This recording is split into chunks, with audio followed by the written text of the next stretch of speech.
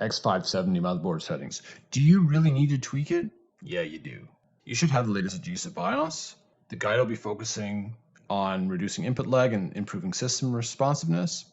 We'll have some slight CPU voltage overclocking, go through memory timings, disable unused devices, as well as talking about the Infinity Fabric and XFR, plus the story behind it, an own study for myself. It's focusing from Windows 10 1709 or later, and the video is long, so please stick through it, as AMD settings can be flaky. This is Dave, and you're watching The Dave Stuff. So you just received your AMD processor, your Zen 2, and you received your X570 motherboard. You slap it all together, you put in all the components, put it in a case, but then you find your system not as responsive as you'd like. Well, some of those settings need to be tweaked in the motherboard, and I'm going to show you some of the settings that I use. First, this guide or these settings, they're derived or they're from the X570 Extreme AORS motherboard made by Gigabyte. So as we go through these settings, some of them may look familiar, some of them may not, and hopefully you can make some sense out of these.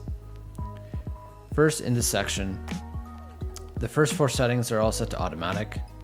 My processor is not a really high-end 3900X, and what I mean by that is not binned, so it doesn't have the cream of the crop 1% top of the line base performance of a 3900X. It's pretty much in the average. So if I set these settings here, I may get 1 to 2% performance gain, and that's not worth it to me after experimenting for a few months. The only thing that I really made changes to here is the DRAM voltage.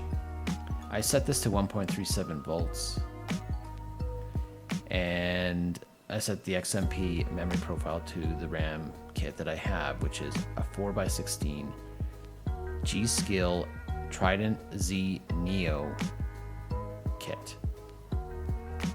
And we're going to go through these settings in more depth. The one thing I want to show you is the CPU VRM settings that's set on this system. Because I have a little bit better than adequate cooling, I can take it to the extreme level. I cannot go to the ultra extreme level on the system because it doesn't have great cooling. It's got all right cooling, but not the best of the best, you know. So I have this set to extreme, but one thing that I can let you know or may help you is that the vCore SoC load line calibration and the vCore current protection, you can set them to 1 notch below. So set them to turbo if it was set to extreme. If it was set to high, you can set it to medium. These 2 settings, I can crank it to the max at 400 millivolts. The PWM phase control, I have it set to extreme performance, but if your system's unable to do that, then take it down a notch until you find the right level. The default level is auto, so if none of the values work, just set it to auto. We'll go into the advanced CPU settings, and I have SVM mode disabled. I left the core performance boost set to auto. I enabled the AMD cool and quiet function, and with that setting enabled, it allowed me to set the PPC adjustment value to P state of 0, which is supposed to be the highest performance value in the Ryzen CPU. Global seed state control, I know on Intel boards you should disable them. In this case here on an AMD system, I've found that enabled, it doesn't make much of a difference in terms of performance. Power supply idle control, I set it to low current idle because I have a new power supply. Although if you do have an older power supply, and if it's really ancient especially, you may want to leave it set to auto or typical current idle. CCD control and down core control are both set to auto, and SMT mode is like hyperthreading on the Intel side. So unless you have apps or games that use hyperthreading, like Premiere Pro or COD, you may just want to leave it set to auto. If you use anything else, you could disable it if you want to. CPP, C, and the preferred cores, I have them set to enabled to have the best performance.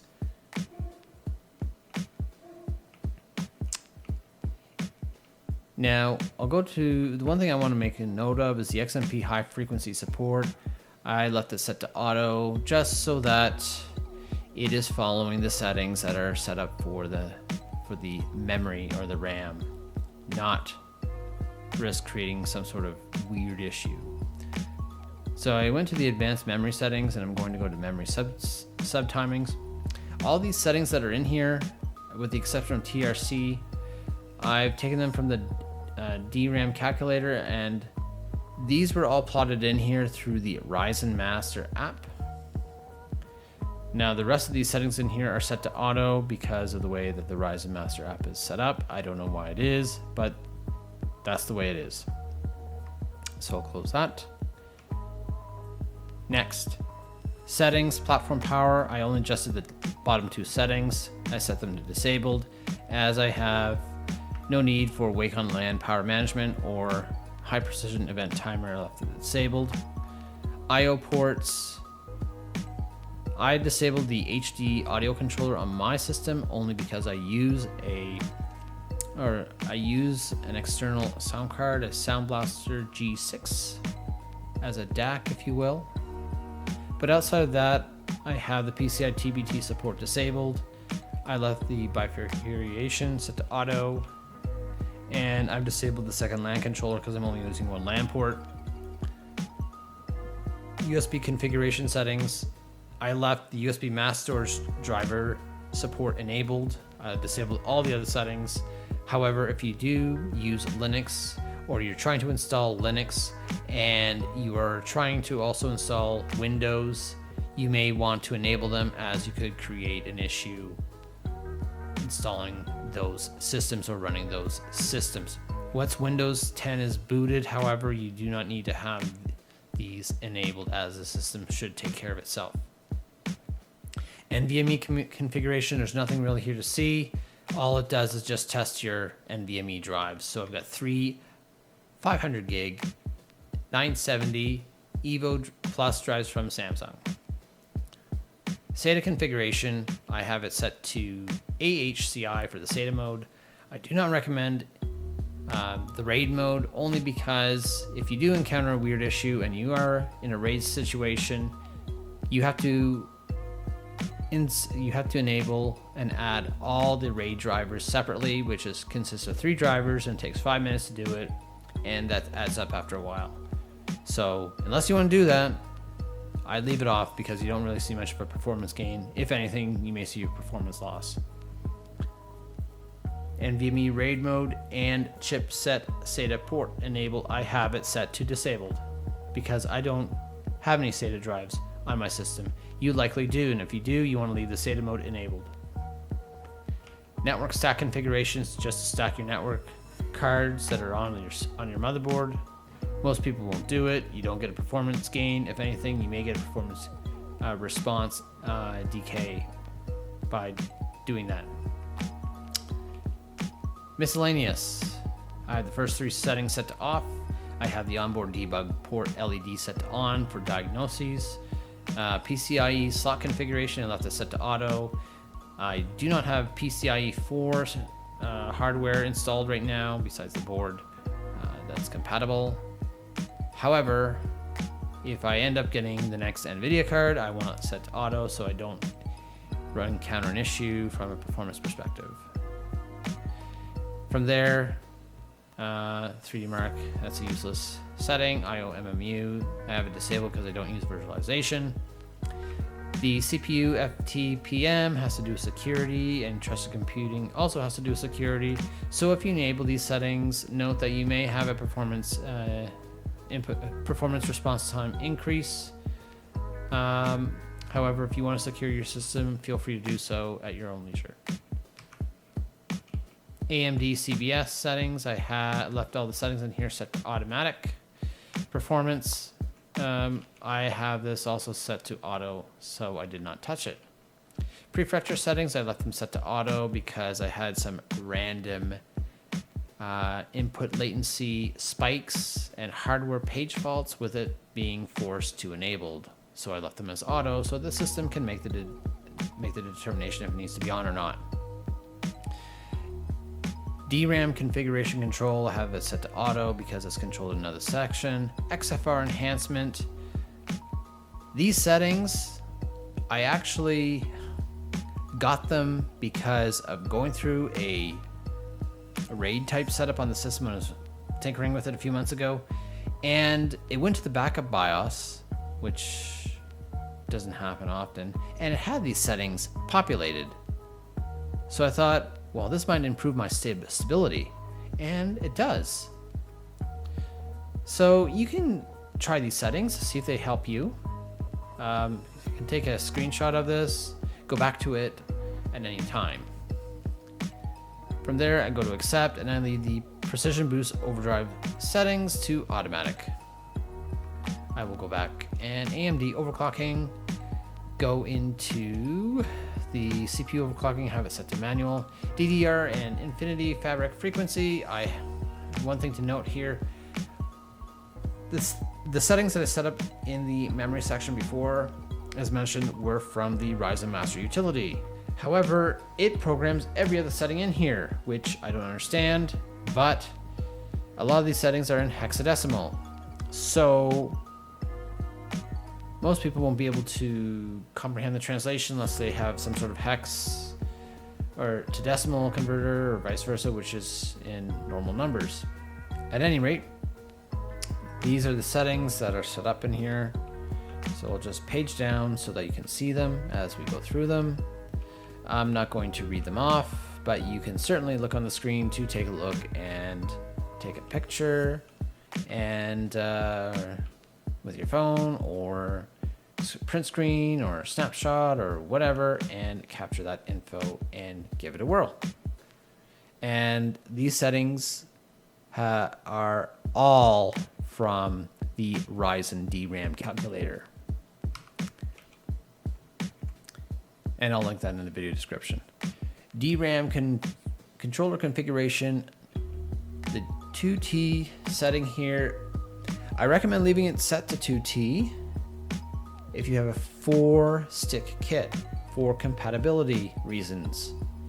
You can set it to 1T, but you may encounter a weird issue. Looping reboot happened to me when I had it set into RAID mode. I set it from 1T to 2T, which resolved, but also that's where I found out those other settings that I mentioned earlier in the XFR enhancement. DRAM power options, I have the power down enable set to disabled. CAD bus configuration, these are the settings on screen. Again, they're from the Ryzen DRAM calculator. Data bus configuration, same thing.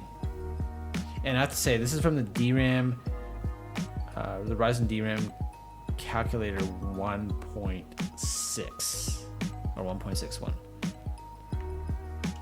Infinity Fabric frequency and dividers set to 1800 megahertz, which is 1/2 of my frequency of the RAM that's installed, which should be the norm. Eco mode disabled. If you enable it, you will have less performance on your processor, which means it's got limited turbo capability. So from 95 watts to 65 watts. Precision boost overdrive is set to auto. LN2, I have it disabled because I'm not running LN2. SoC voltage is set to 1100. SoC on-core overclocking mode is enabled. VDDP voltage control. This is set to 900, which is different than the other setting. But again, this is working for me. You can give this a whirl, see if it may work for you. But yeah, because it's been very stable at these settings, I'm not changing them. VDDG voltage control, same thing. 950 for the CCD voltage and the IOD voltage, and the voltage control is manual. Onboard voltage controls are disabled, and we are going to go out of there. For the PC health, it's just information only. This has no bearing on performance. Smart Fan 5, I have it set to full speed because I have a water-cooled AIO. If you do not have a water-cooled AIO or water cooling for that matter, you may want to set this CPU fan speed to normal. Silent will have higher temperatures because the fans are running at a slower RPM rate. And from there, just want to make sure I showed you guys everything. And yes, the boot settings. So for the security option, I have it set to system. I don't have the full screen logo set to show to speed it up a little bit. Fast boot is set to ultra fast, and CSM support is disabled, so I have UEFI running. Secure boot, I have it disabled. And preferred operating mode, I have it advanced for my preference. This is up to you. If it was not set to advanced mode, your screen would look like this. Whoops, this. So to get into all these settings, you need to be in advanced mode, obviously. But that's basically it. Those are all the settings, and this is with the latest BIOS by Gigabyte version F11. So when this first started, it was on F3. So there's been 8 iterations along with a bunch of betas. If you do not have the latest BIOS, I recommend you update it. That way you have more stability and better performance. But with that being said, that should cover it.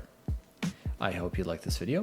If you do like it, give me a like. If you want to see more videos like this, hit the subscribe button. And comment below if you enjoyed this video or if you want to see different types of videos. Let me know. With that being said, have a good day and take care.